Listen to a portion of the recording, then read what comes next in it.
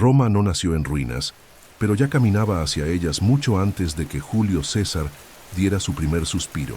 En el siglo I, antes de Cristo, la ciudad que había conquistado el mundo conocido, levantado legiones invencibles y hecho que los reyes se inclinaran ante sus estandartes, se encontraba atrapada en su propia gloria decadente. Lo que alguna vez fue una república vibrante, nacida del orgullo del pueblo y de la fuerza de las instituciones, se había convertido en un teatro de vanidades, conspiraciones y codicia desmedida. Los senadores, antiguos guardianes de la virtud y del interés colectivo, se habían transformado en señores de la fortuna y comandantes de ejércitos privados, compitiendo entre ellos por el control de una ciudad donde las leyes valían menos que las monedas que las compraban. Roma estaba exhausta, y como toda estructura demasiado grandiosa, comenzaba a desmoronarse bajo su propio peso. En los callejones empedrados y las sombras de los templos, el pueblo murmuraba. La desigualdad alcanzaba niveles colosales. La plebe empobrecida, sostén de las legiones, se veía abandonada, dejada a su suerte. Hombres que habían luchado bajo el sol ardiente de Hispania o entre los pantanos de la Galia, regresaban a casa solo para encontrar sus tierras tomadas por latifundistas y sus derechos disueltos en promesas vacías. El pan escaseaba, las oportunidades aún más. Mientras tanto, las élites aristocráticas brindaban con vino importado y lucían sus túnicas teñidas de púrpura en las fiestas más lujosas de la ciudad. Era una Roma de dos mundos, el de la pompa y el del polvo, el del Senado y el de la miseria. En ese escenario en el que la República oscilaba como un puente frágil sobre un abismo de conflictos, surgían figuras que intentaban moldear el destino de la ciudad por la fuerza. Generales como Cayo Mario, 7 veces cónsul, desafiaron el orden establecido al permitir que hombres sin propiedades sirvieran en el ejército, una maniobra populista que le aseguró el amor de las masas y el odio de la élite. En el otro extremo, su rival y yerno, Lucio Cornelio Sila, encarnaba la venganza de la aristocracia. En el año 82 a.C., Sila marchó sobre Roma con sus legiones, un acto sin precedentes que mostró al mundo que en esos nuevos tiempos el poder ya no provenía de las urnas ni del Senado, sino de la punta de las espadas. Y esa lección César jamás la olvidaría. Sila instauró una dictadura sangrienta y publicó listas de proscritos, nombres de sus enemigos marcados para morir. Cientos fueron ejecutados públicamente, sus cabezas expuestas como advertencia. Entre los perseguidos estaba un joven de la nobleza empobrecida, de nombre Gayo Julio César, sobrino de Mario. Aún sin poder ni influencia, César se negó a obedecer una orden directa de Sila, divorciarse de Cornelia, hija de Sina, uno de los aliados de Mario. Esa negativa casi le costó la vida, pero Sila, advertido por amigos influyentes del joven, habría dicho: «En ese César hay muchos Marios». Y así, el muchacho fue perdonado, pero no lo olvidó. Roma ya no era la ciudad que había expulsado a sus reyes y se enorgullecía de un sistema basado en el Senado y el pueblo. Era un campo minado, donde cada paso podía ser mortal y cada gesto político escondía un juego de alianzas, traiciones y ambiciones sombrías. El populus romanus, el pueblo romano, se había convertido en una masa manipulable, arrojada entre tribunos oportunistas, generales sedientos de gloria y aristócratas desesperados por conservar sus privilegios.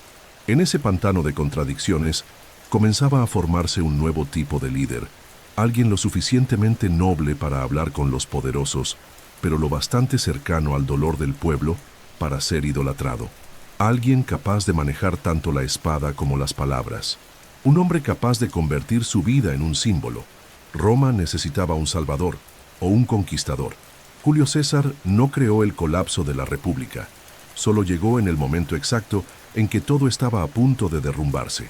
Su genialidad consistió en mirar el caos sin temor, comprender las fallas del sistema y utilizar cada una como peldaño para su propia ascensión.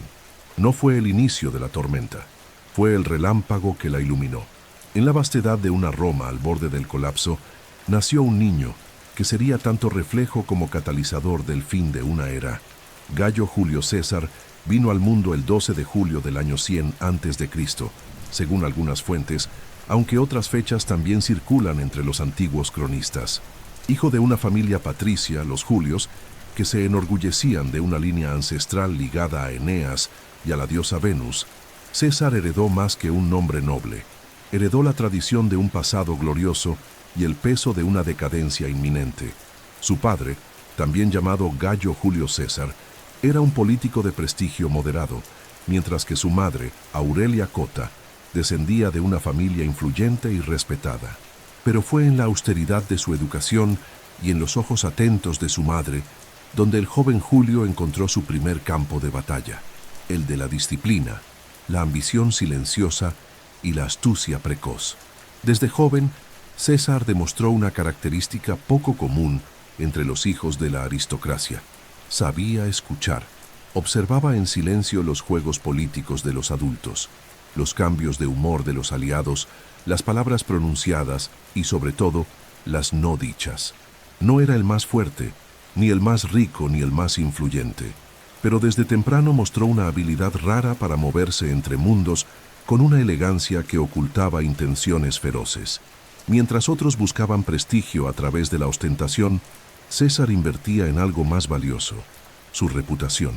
Sabía que en la política romana la imagen lo era todo, y comenzó a moldear la suya como quien esculpe una estatua destinada a durar milenios.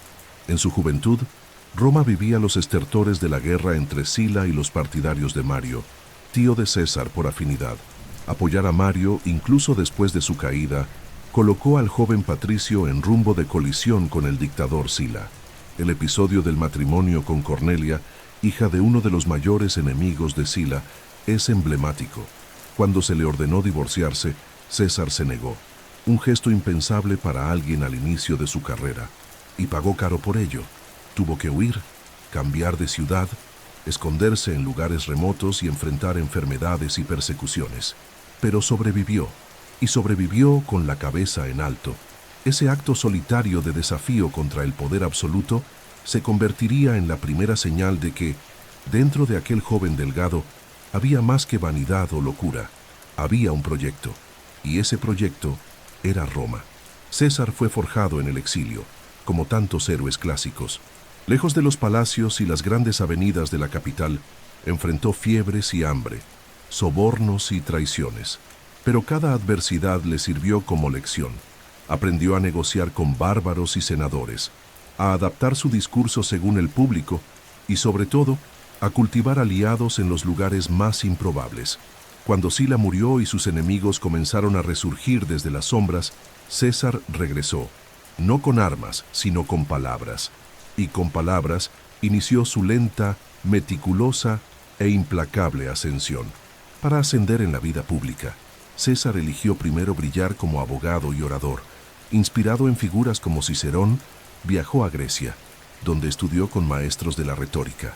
Allí, entre los mármoles de Atenas y las sombras de los teatros helénicos, perfeccionó el dominio del discurso, ese que movería multitudes, desafiaría al Senado y ganaría guerras antes incluso de que se alzaran los estandartes.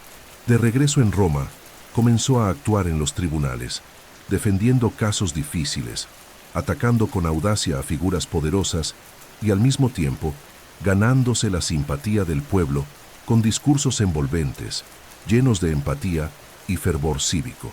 La trayectoria política de César, desde tribuno militar hasta cuestor en Hispania, estuvo marcada por una habilidad singular para adaptarse a las circunstancias sin perder nunca el rumbo. Era generoso con los soldados, seductor con los aliados, implacable con los enemigos y siempre atento al panorama general. En Hispania, frente a la estatua de Alejandro, lloró. Tenía más de 30 años y aún no había logrado nada comparable a lo que Alejandro había hecho antes de esa edad. Aquella lágrima no fue de frustración, sino de una promesa silenciosa. Él sería más grande. Al regresar de sus primeras campañas, César comenzó a actuar como edil curul, un cargo responsable de organizar juegos públicos y festivales, y aquí brilló una vez más su genialidad estratégica. En lugar de ahorrar y mostrarse moderado, gastó fortunas, que no tenía, para ofrecer al pueblo los espectáculos más grandiosos que Roma había presenciado: gladiadores, teatro, carreras de cuadrigas, distribución de alimentos, todo financiado con deudas monstruosas. Pero esas deudas no eran descuido, eran inversión. Cada juego era un voto, cada espectáculo un recuerdo vivo en miles de romanos. Y así, el joven patricio se convertía, poco a poco, en el hombre del pueblo. El nombre de Julio César comenzaba a circular con reverencia y temor. Ya no era solo el sobrino de Mario o el rebelde que había desafiado a Sila. Ahora era un símbolo de juventud ambiciosa, de talento innegable y de un nuevo tipo de político que no dependía de la tradición, sino de la visión. Roma lo miraba con una mezcla de esperanza y temor. Algunos veían en él a un salvador, otros a una amenaza, pero todos, sin excepción, comprendían que no era un hombre común. Julio César no ascendió como un rayo, sino como un incendio, lento, calculado, creciente. Al final de esta primera etapa de su vida, ya había comprendido la esencia de la república que lo rodeaba, un juego amañado, donde los vencedores no eran los más nobles, sino los más hábiles. Y él estaba listo para jugar, pero no como un simple participante. César tenía la mirada puesta en todo el tablero.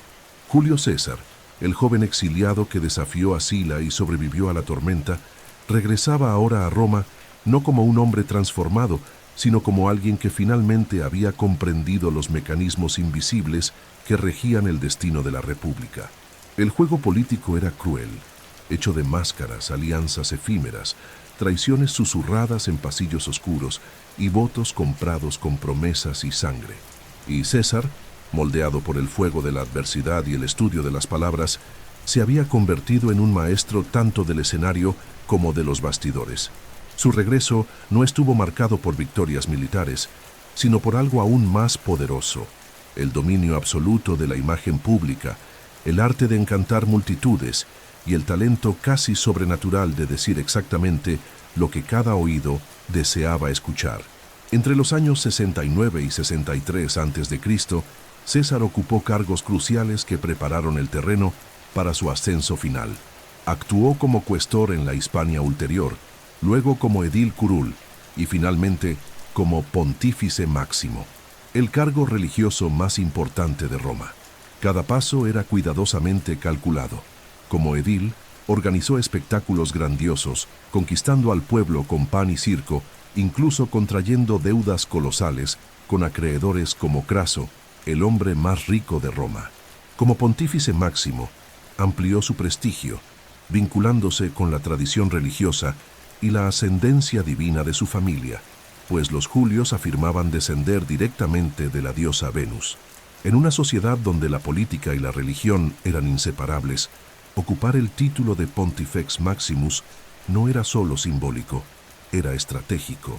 Se convertía no solo en figura pública, sino también sagrada.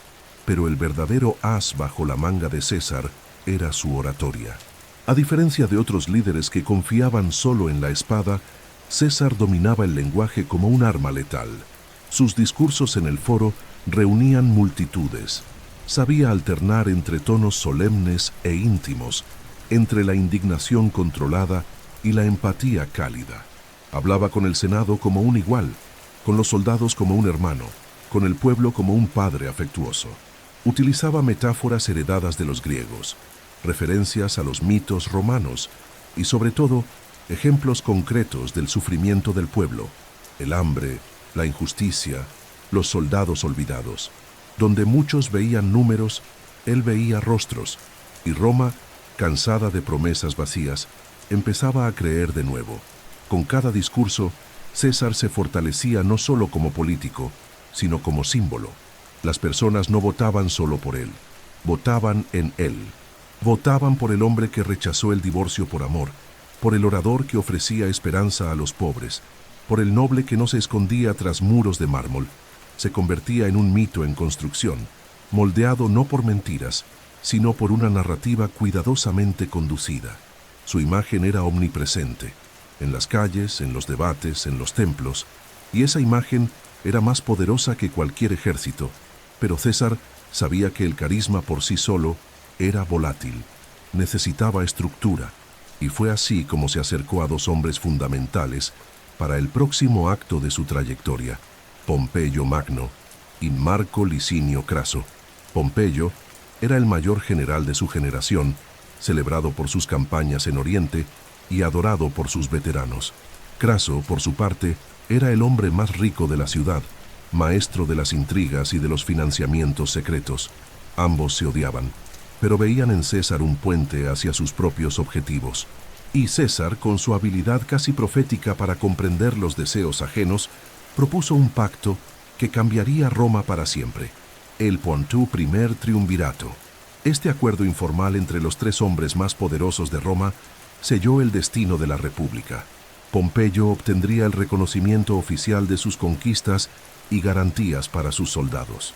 Craso recibiría apoyo para sus intereses financieros y futuras campañas militares.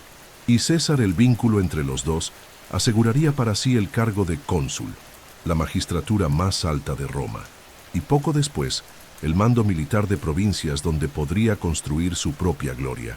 Era una jugada arriesgada, casi insolente, pues ignoraba por completo al Senado, que veía esa alianza como una afrenta directa al orden republicano. Pero ya era tarde.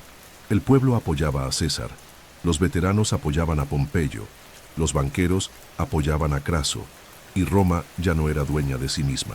César fue elegido cónsul en el año 59 a.C., y como de costumbre, su año en el poder fue todo menos moderado. Ignorando los ruegos de los senadores conservadores, aprobó leyes de redistribución de tierras, defendió reformas agrarias y fortaleció los derechos de los ciudadanos comunes, todo bajo la férrea oposición de los optimates, los aristócratas que defendían la autoridad del Senado. Pero César no retrocedía. Al contrario, enfrentaba a sus opositores de frente, usando su retórica afilada y su creciente poder simbólico. Al término de su consulado, su próximo destino ya estaba escrito: las provincias de la Galia e Iliria, donde asumiría el cargo de procónsul con el mando de legiones y plenos poderes militares. A partir de ese momento, comenzaba una nueva fase, ya no como orador, sino como guerrero. Pero incluso al dejar Roma, César no la abandonaba.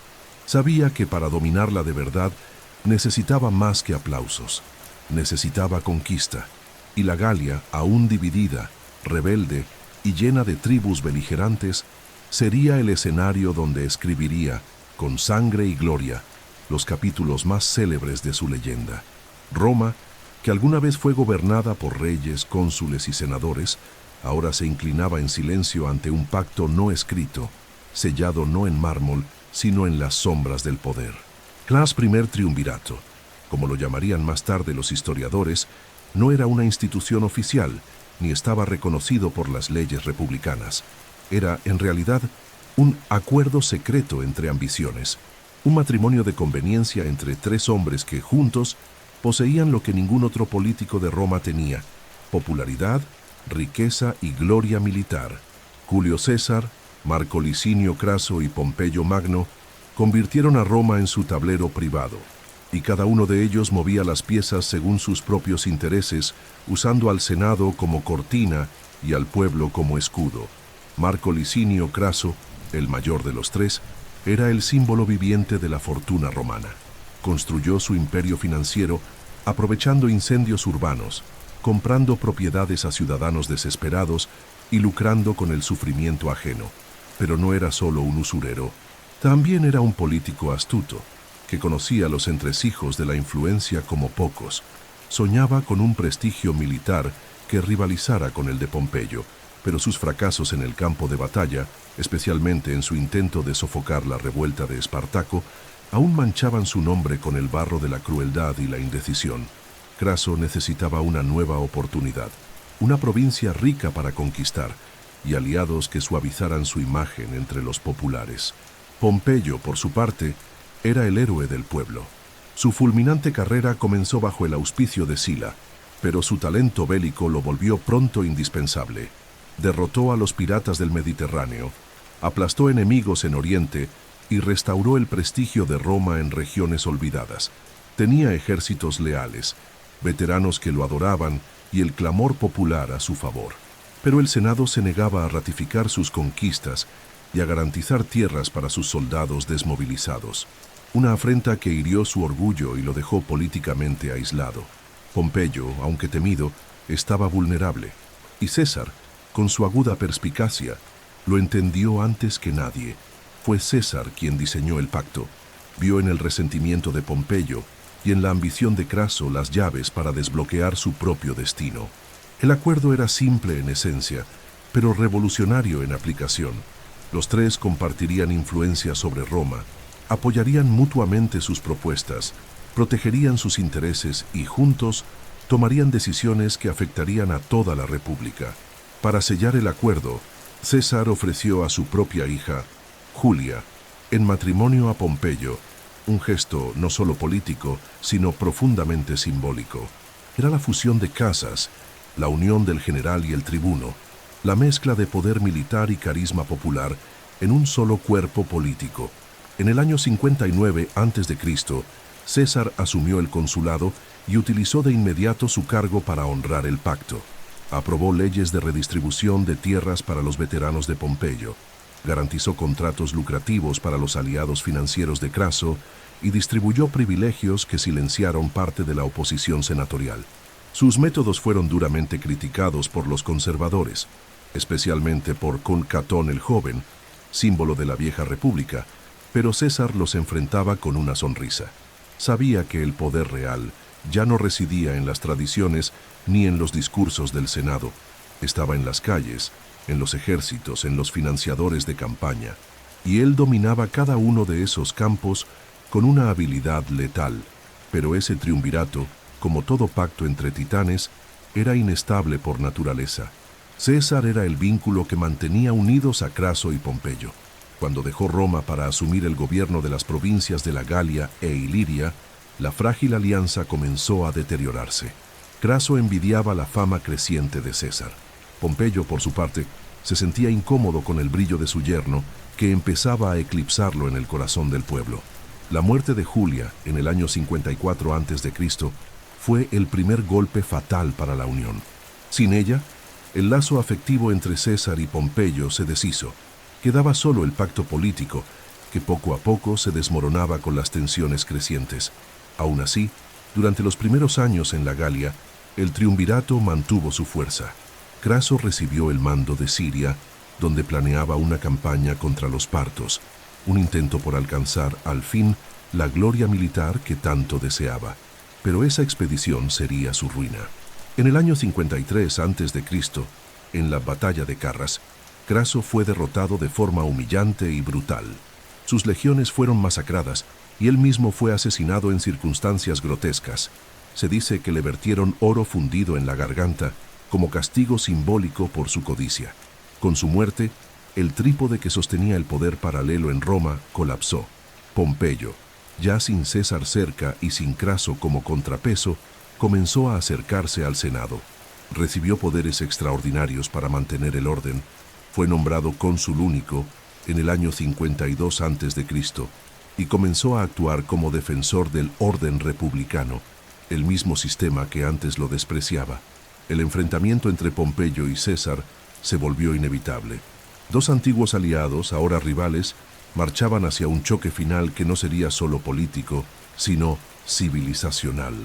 Roma se vería obligada a elegir ceder al nuevo mundo que representaba César o intentar restaurar por la fuerza una república que ya solo existía en discursos y lamentos. El triunvirato fue para César un trampolín, para Roma una bomba de tiempo, y la hora de la explosión se acercaba.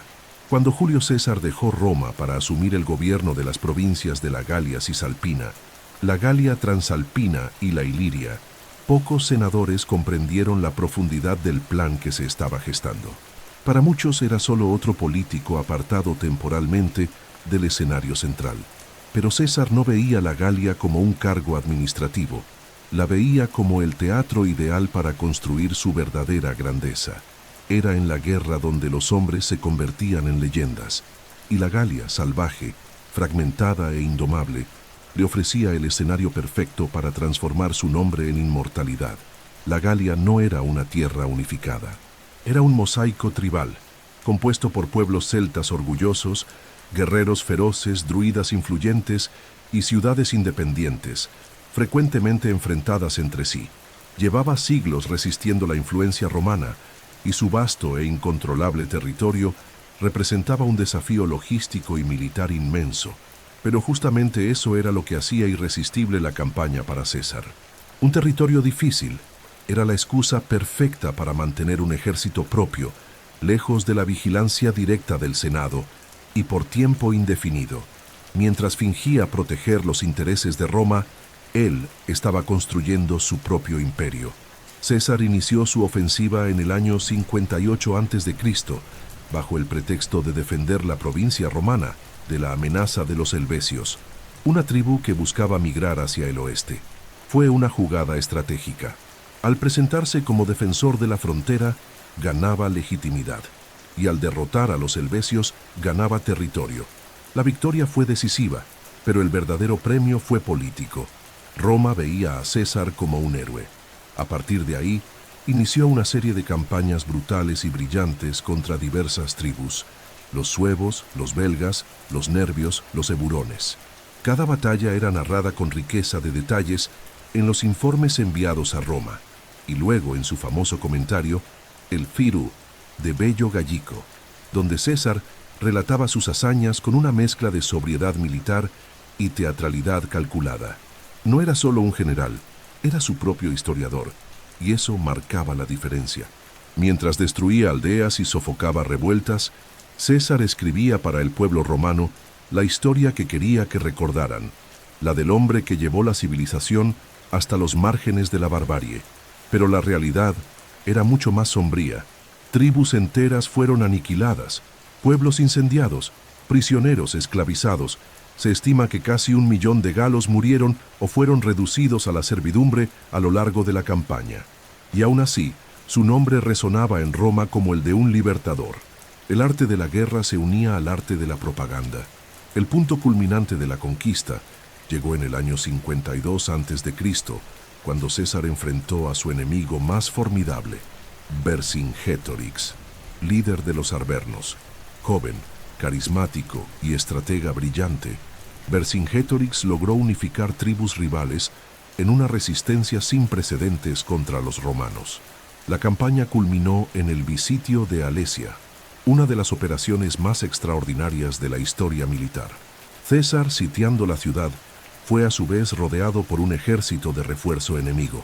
En respuesta, construyó 2 líneas de fortificación, una orientada hacia adentro, para mantener aislados a los sitiados, y otra hacia afuera, para resistir a los refuerzos. Durante semanas, sus soldados soportaron hambre, agotamiento y ataques constantes. Pero resistieron, y al final, Alesia cayó. La rendición de Vercingétorix fue tan simbólica como estratégica. Se dice que salió montado en su caballo, con armadura reluciente, y entregó sus armas a los pies de César, en silencio. Era el reconocimiento público de la derrota gala y de la superioridad del conquistador. Con ello, César sellaba su reputación como el mayor general romano de su generación. La Galia estaba oficialmente bajo control, pero más que territorio, César había conquistado algo aún más valioso: la lealtad inquebrantable de sus legiones. Durante las campañas, César no solo comandaba, compartía el frío, el hambre, el barro, marchaba al lado de sus soldados, comía el mismo pan, enfrentaba los mismos peligros, repartía generosas recompensas y escribía cartas personales elogiando actos de valentía. Creaba una fraternidad basada en la admiración y la dependencia. Los soldados ya no luchaban por Roma, luchaban por él, y eso, para el Senado, era aterrador. En Roma, los senadores observaban con inquietud el crecimiento del poder de César. Su mandato estaba cerca de terminar, y la ley exigía que, al regresar, renunciara al mando de sus tropas antes de entrar a la ciudad. Pero César temía lo obvio. Si entregaba su ejército, sería procesado, quizá exiliado o asesinado. Sus enemigos políticos, especialmente Pompeyo, ahora aliado de los conservadores, no esconderían su sed de venganza. La solución parecía imposible, O enfrentaba al Senado y cruzaba la frontera armado, o aceptaba el fin de su carrera. La Galia le había dado a César riqueza, prestigio y un ejército, pero también le había dado una elección imposible. Roma lo aplaudía, pero también lo temía. Era el hombre más popular de la República, y por eso mismo, el más peligroso. La travesía del Rubicón se acercaba, y con ella, el comienzo del fin de una era. Año 49, antes de Cristo. Un silencio opresivo se cernía sobre el norte de Italia, mientras las frías aguas del pequeño río Rubicón corrían discretas entre orillas aparentemente triviales. No había puertas doradas ni columnas triunfales, solo un arroyo, una frontera simbólica. Pero más allá de esa línea invisible comenzaba el territorio sagrado de Italia, y la ley romana era clara. Ningún general podía cruzarlo con legiones armadas sin cometer un crimen contra la República. Y, sin embargo, fue precisamente allí donde César se detuvo, respiró hondo y, según la tradición, murmuró en voz baja: Alea y acta est. La suerte está echada. Ese gesto simple, cruzar un pequeño río con sus tropas, fue, en la práctica, una declaración de guerra contra el propio Senado. Durante años César había construido su gloria lejos de Roma, conquistando la Galia, escribiendo memorias en tercera persona y moldeando la opinión pública con astucia. Ahora, sin embargo, ya no había espacio para maniobras. Sus enemigos exigían que regresara sin ejército, como cualquier ciudadano común. Pero César sabía que, si lo hacía, sería devorado por acusaciones, juicios políticos y quizás incluso la muerte. Sus aliados habían sido silenciados. Pompeyo, antes su amigo y yerno, ahora era el escudo del Senado. Ya no quedaban puentes, solo quedaba el Rubicón. El cruce del Rubicón no fue solo un movimiento militar, fue una revolución simbólica. En ese instante, la vieja Roma, la de las leyes, el Senado, la tradición republicana, comenzó a desmoronarse. El pueblo, dividido entre el miedo a la guerra y la esperanza de un cambio, observaba en silencio. César no marchaba como un invasor extranjero, sino como un libertador que desafiaba los privilegios de una élite corroída por la corrupción. Sus soldados, veteranos endurecidos por la campaña de la Galia, lo seguían no por deber, sino por devoción. No eran simples tropas. Eran testigos vivos de su legitimidad. Pompeyo, por su parte, reaccionó con vacilación. Contaba con el apoyo del Senado, pero había subestimado la rapidez y el respaldo popular de César. Al recibir la noticia de la travesía, optó por retirarse de Roma y reagruparse en el sur de Italia y luego en Grecia, esperando vencer a César con una guerra prolongada. Pero esa retirada tuvo consecuencias profundas. Dejar Roma sin resistencia permitió que César entrara en la ciudad no como traidor, sino como héroe. No tomó la capital con violencia. Entró sin lucha, como el regreso natural de un hijo pródigo, y allí comenzó la verdadera guerra civil. Durante meses, las legiones de César recorrieron la península itálica con escasa resistencia. La mayoría de las ciudades se rendían pacíficamente. Algunas incluso celebraban su llegada. Los veteranos de Pompeyo estaban desorganizados y divididos. Mientras tanto, César mantenía una política de clemencia, perdonaba a los adversarios, ofrecía indultos, permitía que los enemigos escaparan con vida. Era una estrategia brillante. Demostraba ser lo suficientemente fuerte como para vencer, pero lo suficientemente generoso como para ser amado.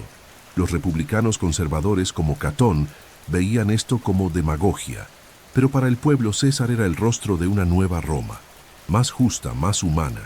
Con Italia bajo control, César partió hacia Hispania, donde rápidamente derrotó a los aliados de Pompeyo. Mientras tanto, Pompeyo reunía fuerzas en Grecia, contando con el apoyo de provincias orientales, reyes aliados y senadores exiliados. La batalla final entre los dos gigantes se acercaba, pero antes de marchar contra su antiguo aliado, César debía resolver la situación interna. Fue nombrado dictador por un breve período para restaurar el orden y convocar elecciones, un gesto que, aunque legal, ya revelaba los contornos de un poder absoluto. En el año 48 a.C., César dejó Roma rumbo a Grecia, listo para enfrentar a Pompeyo en Farsalia. en una batalla que no decidiría solo el destino de dos hombres, sino el destino de toda una civilización.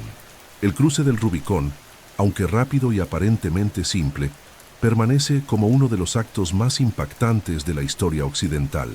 Fue el momento en que un hombre decidió que las antiguas leyes ya no bastaban para contener los anhelos de un nuevo mundo, y al hacerlo, redefinió para siempre lo que significaba ser romano. César no cruzó el Rubicón para destruir Roma, lo cruzó para fundirse con ella. A partir de ese momento, Roma y César serían inseparables, para bien o para el colapso de todo lo que alguna vez se llamó república. Tras cruzar el Rubicón, el conflicto ya no era político, era existencial. Roma no asistía a una simple disputa entre dos generales, sino al padezgarro del alma misma de la república. De un lado, César, el conquistador de la Galia, contaba con el apoyo de las masas, el carisma popular y un ejército fiel que lo seguía como a un dios viviente. Del otro, Pompeyo Magno, el viejo campeón de la República, apoyado por el Senado, la nobleza y los defensores del statu quo. Era el choque entre lo nuevo y lo viejo, entre el reformador y el conservador, entre el mundo que nacía y el mundo que se negaba a morir. Pompeyo, estratega experimentado, decidió no enfrentarse a César en suelo italiano. Se retiró a Grecia, donde podía reunir un ejército robusto con apoyo de las provincias orientales y de la aristocracia romana exiliada. Esa decisión, aunque lógica desde el punto de vista militar, tuvo un alto costo simbólico. Al abandonar Roma, Pompeyo parecía renunciar a la defensa de la ciudad eterna. César, por su parte, entraba en Roma no como un tirano, sino como un salvador. Estaba armado, sí, pero armado de legitimidad, respaldado por su glorioso pasado y por la promesa de reformas. Con el control sobre la península itálica consolidado, César marchó hacia Hispania, donde derrotó a los legados de Pompeyo en la batalla de Ilerda. Una vez más, demostró su genialidad táctica y su política de clemencia. Los adversarios derrotados eran frecuentemente perdonados e incluso reintegrados. Ese gesto, lejos de ser puro altruismo, servía a un propósito preciso: conquistar corazones y mentes, debilitar los argumentos de sus oponentes y consolidar una imagen de liderazgo benevolente pero implacable. En el año 48 a.C., César marchó hacia Oriente y enfrentó a Pompeyo en la decisiva batalla de Farsalia, en Tesalia. Pompeyo tenía el doble de tropas, más caballería y una mejor posición estratégica. El Senado confiaba en la victoria, pero la inteligencia de César en el campo era incomparable. Al percibir que sería flanqueado por la caballería enemiga, ocultó tras su propia caballería una línea secreta de infantería ligera, armada con lanzas e instruida para apuntar a los rostros de los jinetes. El choque psicológico fue devastador. La caballería pompeyana retrocedió desorganizada y César avanzó con precisión quirúrgica.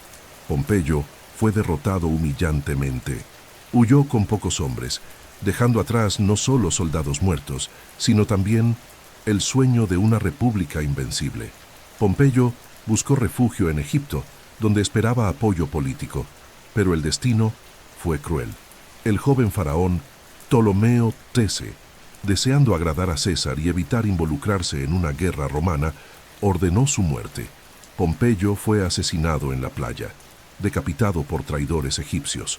Cuando César llegó a Alejandría y recibió la cabeza de su antiguo aliado y rival, lloró, no por amistad, sino porque con la muerte de Pompeyo moría también el último lazo entre César y su propia juventud republicana.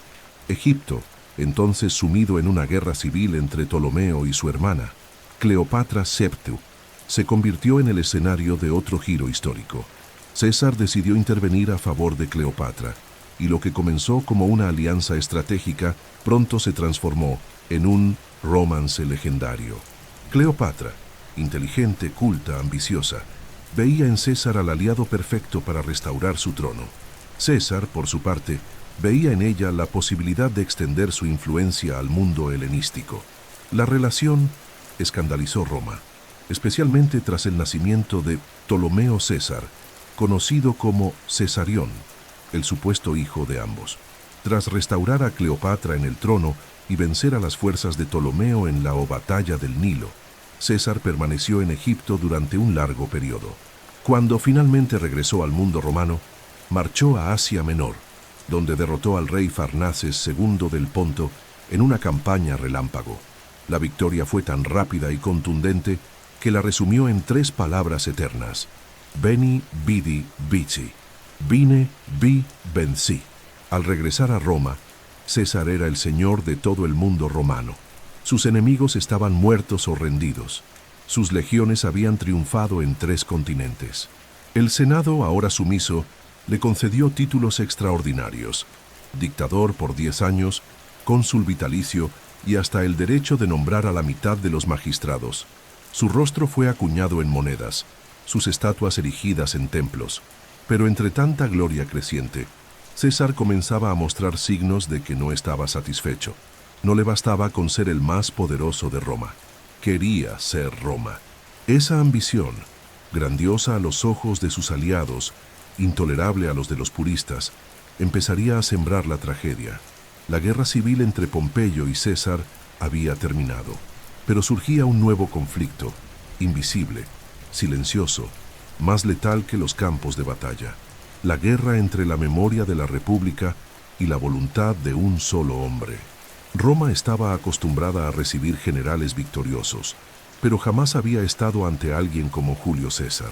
Su regreso, tras vencer a Pompeyo, restaurar a Cleopatra, someter enemigos en Oriente y consolidar su dominio sobre Hispania, fue más que un desfile triunfal, fue la consagración de una nueva era.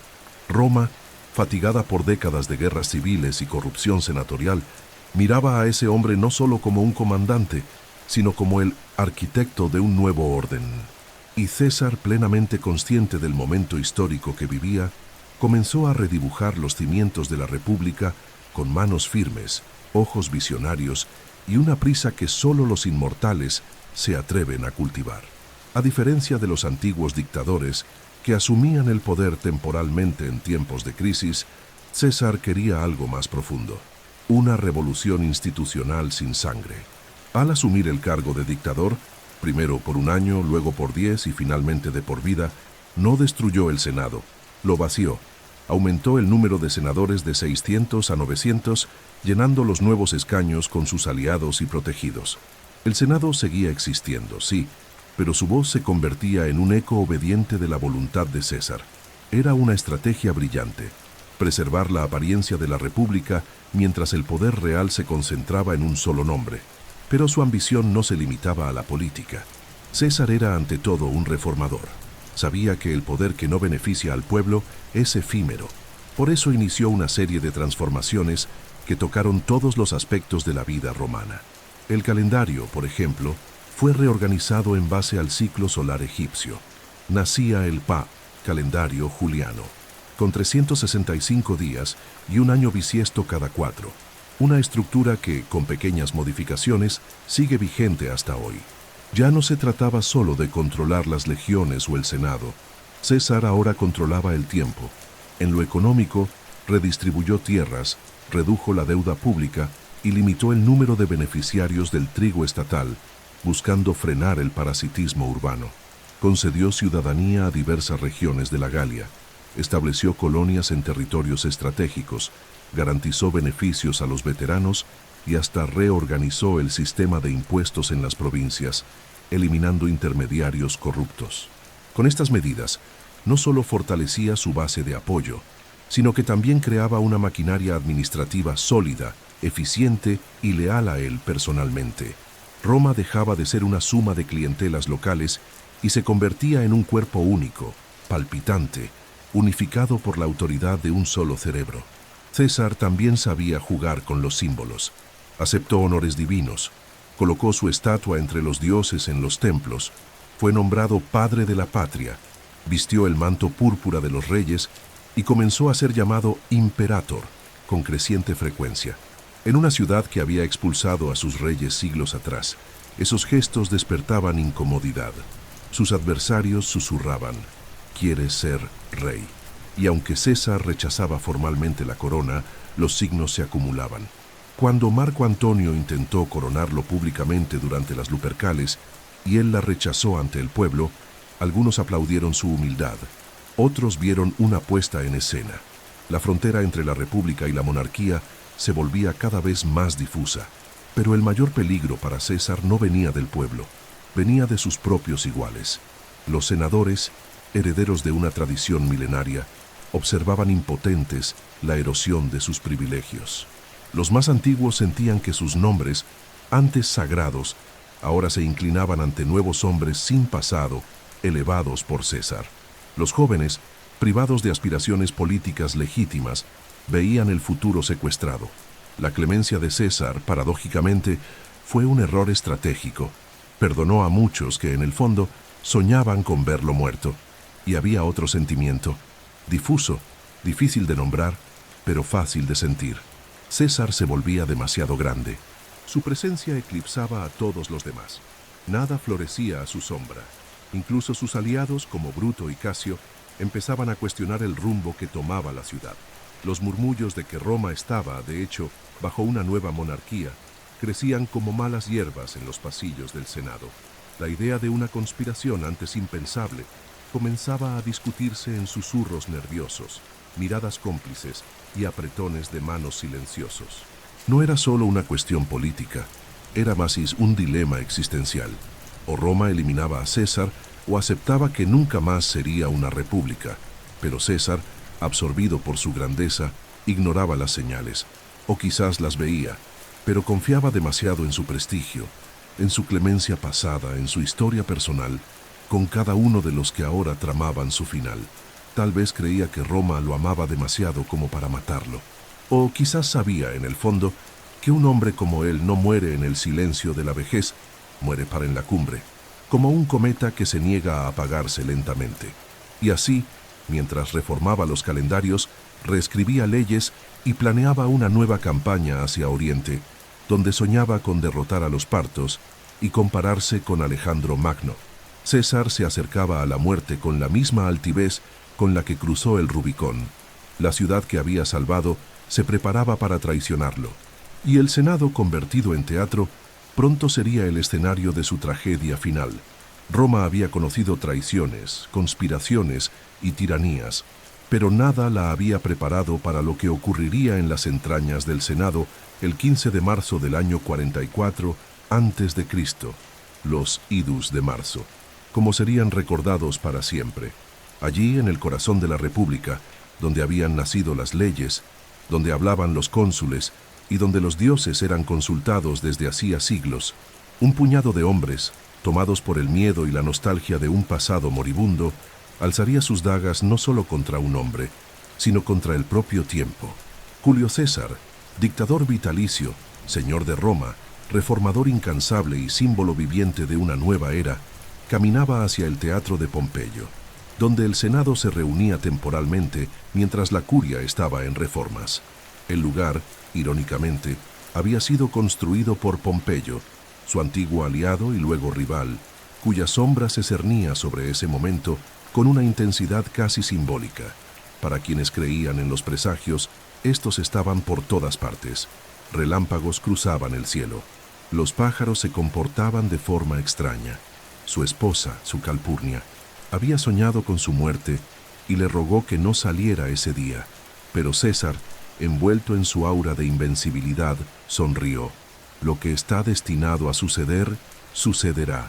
Más de 60 senadores estaban implicados en la conspiración, entre ellos Marco Junio Bruto, hijo de Servilia, antigua amante de César, y un hombre al que él amaba como a un hijo. También Casio Longino y Os, la mente estratégica detrás del plan, junto a nombres respetados como Casca, Decimo Bruto, Trebonio y otros que ya habían sido perdonados por César en guerras pasadas. El plan era simple y brutal: rodearlo en el Senado, aislar a su guardia personal y asestar los golpes con rapidez suficiente para impedir cualquier reacción. ¿La motivación? Una mezcla explosiva de temor político, resentimiento personal y una convicción, quizás ingenua, quizás desesperada, de que por matar a César salvaría la República. En la mañana del crimen, los conspiradores se reunieron discretamente. Cuando César entró al Senado, los gestos eran aparentemente cordiales, sonrisas fingidas, cabezas inclinadas. Una súplica de clemencia por parte de Metelo Cimber fue la señal acordada. César intentó negarse. Al instante siguiente, la primera daga cortó el aire, luego otra y otra más. Intentó resistirse, pero fue abatido por la multitud de hojas. Recibió 23 puñaladas. Se dice que cayó a los pies de la estatua de Pompeyo, tiñéndola con su sangre, como si el pasado, simbolizado por su viejo rival, triunfara en el instante de su caída. Y también se dice, aunque los historiadores lo debaten, que al ver a Bruto entre los asesinos, habría susurrado: «¿Tú también, Bruto?», una frase que, real o no, atravesaría los siglos como el lamento más amargo de la traición humana. César, el hombre que cruzó el Rubicón, cayó bajo las dagas de sus antiguos aliados. Pero los conspiradores, a pesar de lograr la ejecución, fracasaron en todo lo demás. Esperaban que, al matar a César, restaurarían la República, que el pueblo aliviado cantaría himnos de libertad, que el Senado retomaría su autoridad moral. Pero la multitud no reaccionó como esperaban. El cuerpo de César quedó tendido en el suelo, y cuando los ciudadanos se enteraron de lo ocurrido, no celebraron. Lloraron, se enfurecieron, se alzaron, porque César no era solo un gobernante, era un símbolo, un padre, un protector. Su cuerpo desgarrado fue velado ante una Roma de luto. Cuando Beata Marco Antonio, su aliado y cónsul, leyó su testamento y mostró sus vestiduras ensangrentadas, el pueblo estalló en ira. Multitudes tomaron las calles. Los conspiradores fueron abucheados, perseguidos, expulsados. La República, lejos de renacer, se hundía aún más en el caos. El testamento de César dejaba claro su amor por Roma. Legaba parte de su fortuna al pueblo, donaba jardines públicos y nombraba como heredero adoptivo a un joven aún poco conocido, Cayo Octavio, quien se convertiría en Octaviano y más tarde en Augusto, el primer emperador de Roma. La ironía cruel es que, al intentar impedir la tiranía, los conspiradores sellaron el nacimiento del imperio. La muerte de César no fue el fin del poder concentrado, fue el punto de ignición de una nueva era autocrática. César murió creyendo que estaba reformando Roma, pero al final fue Roma quien lo reformó a él, y quienes lo asesinaron, creyendo que defendían la libertad, no entendieron que la libertad ya había muerto en el corazón del pueblo. La República no fue asesinada con dagas, sino con los silencios, las corrupciones y los miedos que la precedieron. Los idus de marzo se convirtieron en un hito eterno, no solo en la historia de Roma, sino en la historia de todos los imperios y naciones que, ante el poder absoluto, vacilan entre la esperanza de justicia y el terror de la ambición humana. Roma, tan acostumbrada a las victorias, a las marchas triunfales y a las aclamaciones en las plazas, no sabía cómo enterrar a un dios. Cuando Julio César cayó bajo las dagas de hombres que decían amar a la República, algo más que un cuerpo cayó sobre el mármol del Senado. Cayó la ilusión de que el pueblo aceptaría pasivamente el regreso al pasado.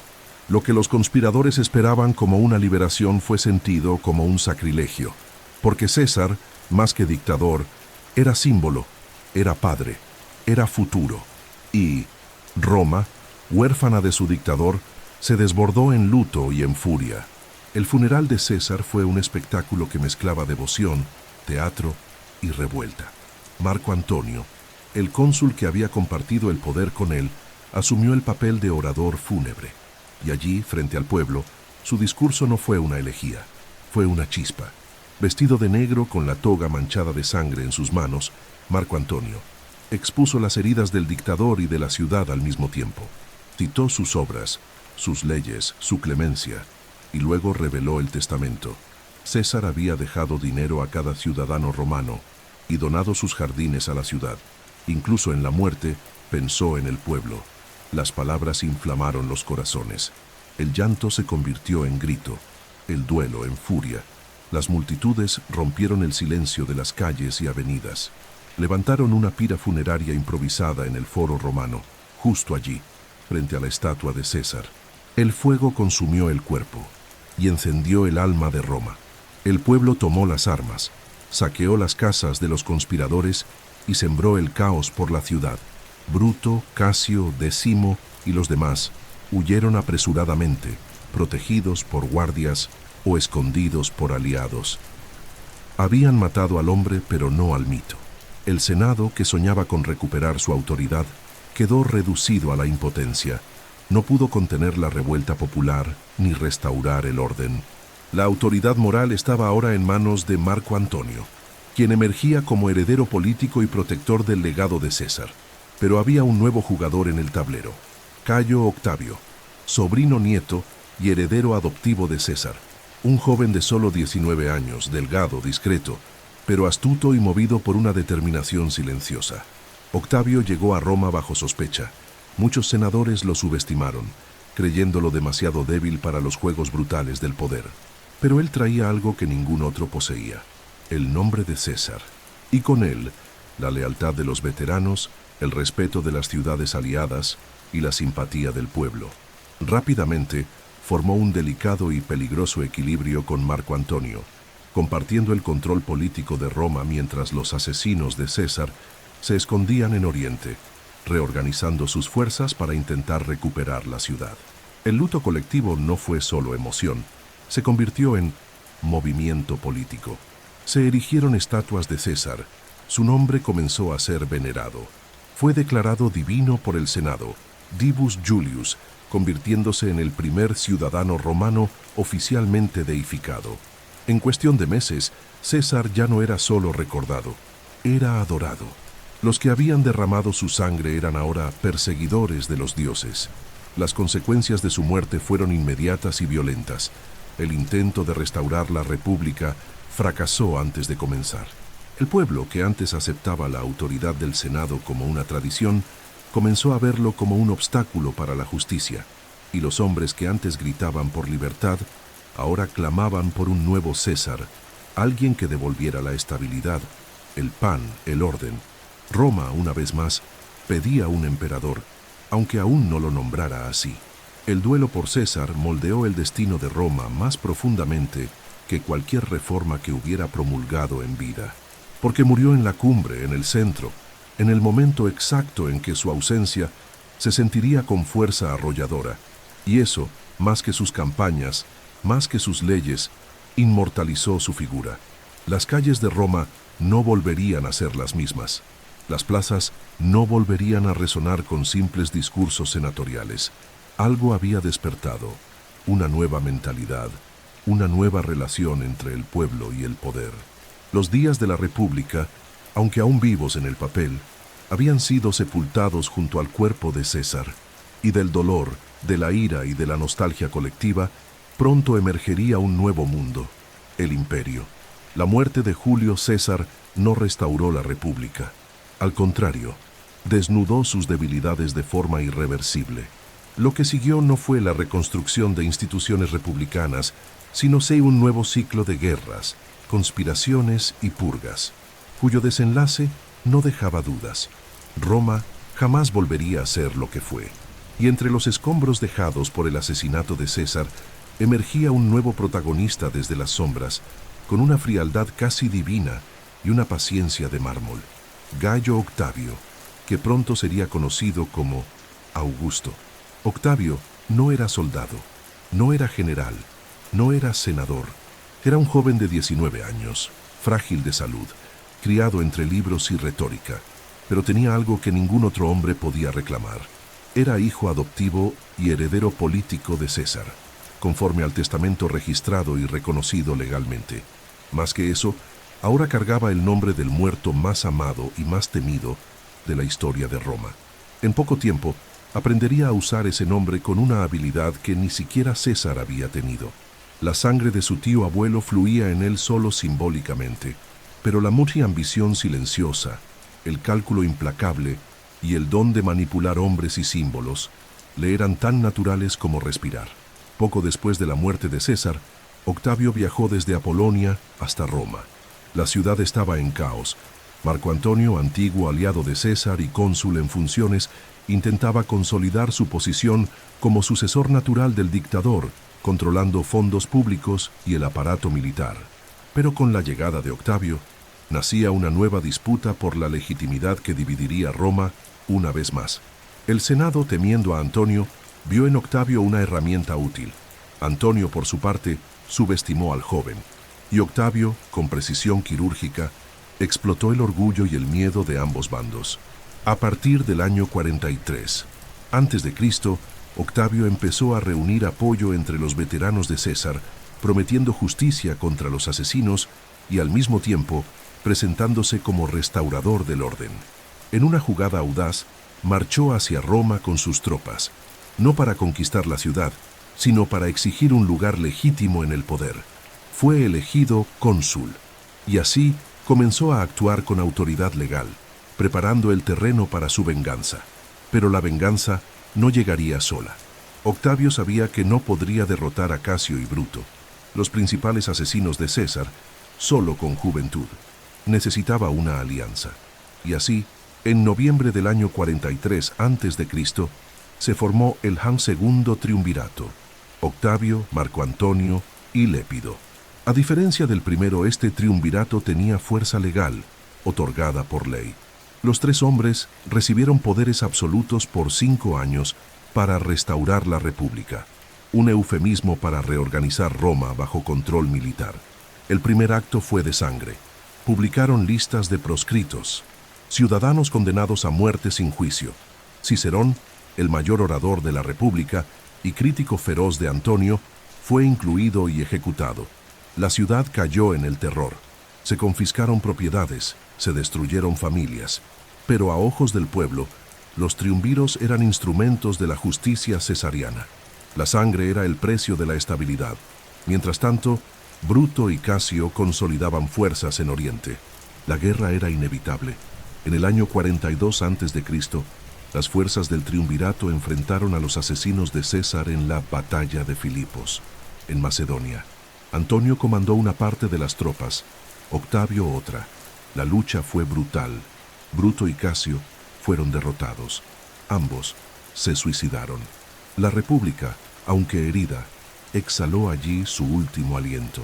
Con su muerte, moría también cualquier posibilidad real de restaurar el antiguo sistema.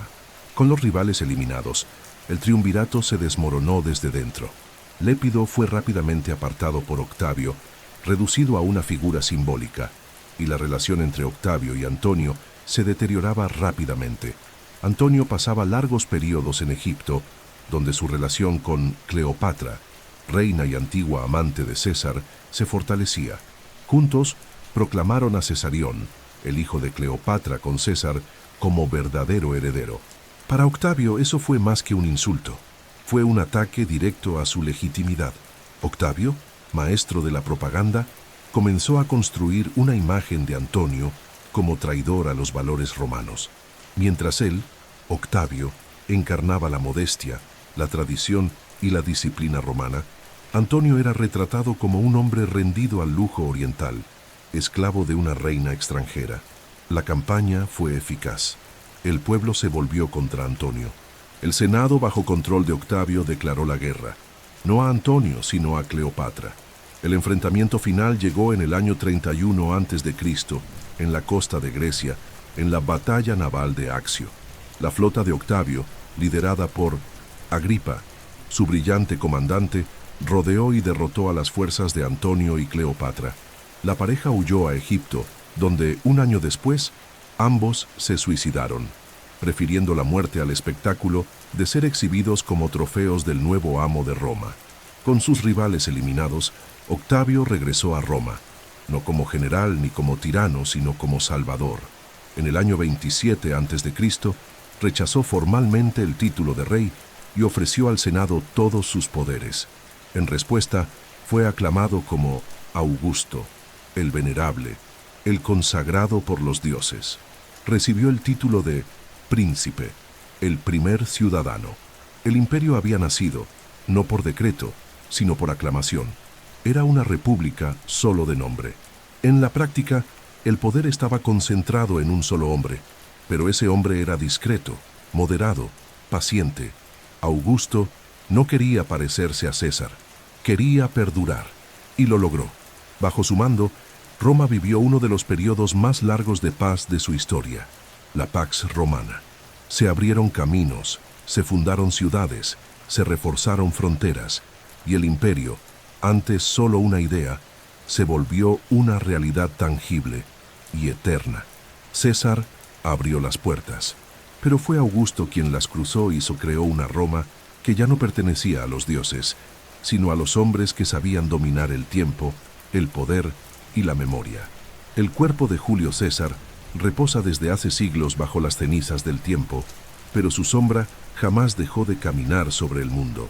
Ninguna otra figura romana, ni Augusto, ni Cicerón, ni Trajano, ni siquiera Nerón, ha sido tan recordada, debatida, estudiada, citada, imitada o temida. Porque César no fue solo un hombre, fue una línea divisoria entre dos épocas, un instante de ruptura entre lo que Roma había sido y lo que sería para siempre. Con él terminó la República, y con su muerte nació el imperio. Un imperio que duraría más de 400 años en Occidente y más de 1000 en Oriente. Un imperio que llevaría por siempre el nombre de su título, César, que se convertiría en Kaiser, Zar, el César del mundo. Pero ¿quién fue en verdad ese hombre? Nació en medio de la decadencia del orden republicano, vio al Senado pudrirse, a las leyes volverse moneda y a la dignidad negociarse como una propiedad. Creció como espectador de la desilusión y luego decidió convertirse en su protagonista. No se conformó con cargos comunes, moldeó su propio destino con disciplina, coraje y una claridad de visión que rozaba lo sobrenatural. Aprendió del exilio, negoció con los hombres, sedujo a las multitudes y utilizó cada paso de su vida como instrumento de un plan mayor, convertirse en la personificación de Roma. César fue militar, fue político, fue reformador, pero también fue escritor. Su De Bello Gallico no es solo una crónica de batallas, es un manifiesto de liderazgo, de autoridad, de estrategia. En tercera persona, narró sus hazañas como si pertenecieran a una figura mitológica. Sus frases se hicieron eternas. La suerte está echada. Vine, vi, vencí. Tú también, Bruto. Reales o no, esas palabras trascendieron la historia y entraron en el alma de la cultura occidental. La Iglesia, siglos después, utilizaría las fórmulas del Senado que lo declaró divino para moldear la santidad de sus mártires. Los emperadores que lo siguieron intentaron imitarlo o superarlo y fracasaron. Alejandro Magno vivió antes de César. Napoleón y Hitler vendrían siglos después, pero ninguno logró lo que César realizó, redefinir lo que es el poder absoluto y aún así morir aclamado. En el campo de las reformas, César transformó el funcionamiento del mundo romano. El calendario que usamos hoy nació de sus reformas. La estructura de las provincias, el sistema fiscal, la organización del ejército, la propia noción de ciudadanía imperial, fue sembrada por sus manos. Él fue quien entendió que Roma no podía ser solo la ciudad a orillas del Tíber, debía convertirse en una idea universal. Pero también fue contradictorio. César mató para unir, concentraba el poder mientras hablaba de reformas, salvaba a la plebe y al mismo tiempo aplastaba tribus enteras en la Galia. Fue adorado y odiado, amado por quienes se beneficiaron de su generosidad y temido por quienes veían en él la destrucción del equilibrio político. Y esa ambigüedad lo convierte en una figura más compleja que cualquier mito. Era hombre, pero un hombre cuya ambición era tan vasta que ni siquiera el mundo parecía suficiente. Quienes lo asesinaron jamás fueron recordados con gloria. Bruto, Casio y los demás fueron derrotados por la historia, porque el pueblo no quería un ideal abstracto de república, quería pan, estabilidad, orgullo y orden, y César, con su presencia firme y su mirada penetrante, ofreció eso como nadie. Incluso en su muerte fue más fuerte. El imperio que siguió se construyó con su nombre, sus métodos, su lógica. A lo largo de los siglos, su imagen fue reinventada. Plutarco lo narró con admiración. Suetonio exploró sus excentricidades. Tácito analizó sus consecuencias. Y Tatsi Shakespeare, siglos después, lo inmortalizó en el teatro poniendo en boca de sus asesinos dilemas que aún hoy resuenan. No amé menos a César, sino que amé más a Roma. Pero el público, generación tras generación, siguió amando más a César, porque en el fondo, César es el espejo de nuestra propia tensión entre orden y libertad, entre progreso y tradición, entre sueño y sangre. Roma fue antes de él, Roma fue con él, y Roma nunca dejó de ser después de él. Julio César no solo cambió el destino de Roma, fusionó su identidad con la de la ciudad eterna, se convirtió en el tiempo, se convirtió en la medida, se convirtió en Roma.